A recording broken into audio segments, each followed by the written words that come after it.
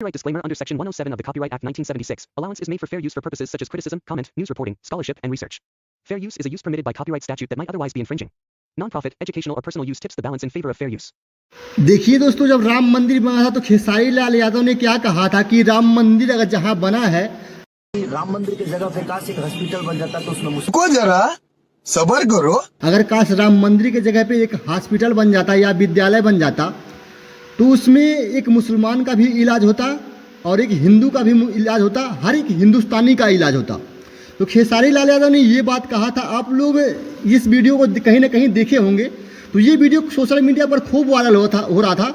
और आज के समय पे जो बीजेपी के नेता हैं रवि किशन और दिनेश लाल यादव निरहुआ, वो खेसारी लाल यादव के ऊपर बहुत व्यंग कस रहे हैं, बहुत टिप्पणी कर रहे हैं कि खेसारी लाल यादव ऐसा है वैसा है, हिंदू विरोधी है, हिंदू जात का बंटवारा कराना चाहता है, हिंदुओं को आपस में लड़वाना चाहता है, वो मुस्लिम है, वो हिंदू नहीं है, वो ऐसा है वैसा है, बहुत कुछ बोल रहे हैं।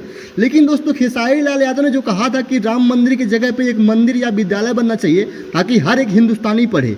अगर विद्यालय बनेगा तो उसमें हर एक हिंदुस्तानी पढ़ेगा, तो जब हिंदुस्तान पढ़ेगा तो हिंदुस्तान बढ़ेगा।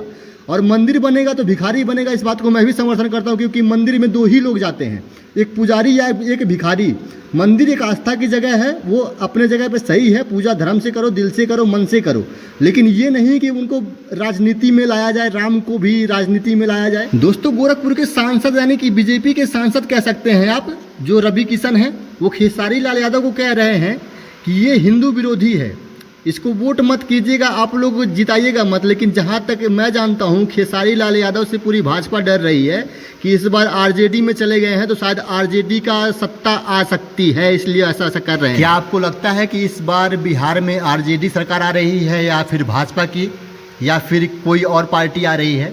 अगर आप बिहार से हैं तो प्लीज़ बताएं किसकी सरकार आ रही है, आप किसके साथ में हैं, आप किसको वोट करेंगे? शिक्षा स्वास्थ्य देखकर वोट करेंगे या मंदिर मस्जिद देखकर वोट करेंगे?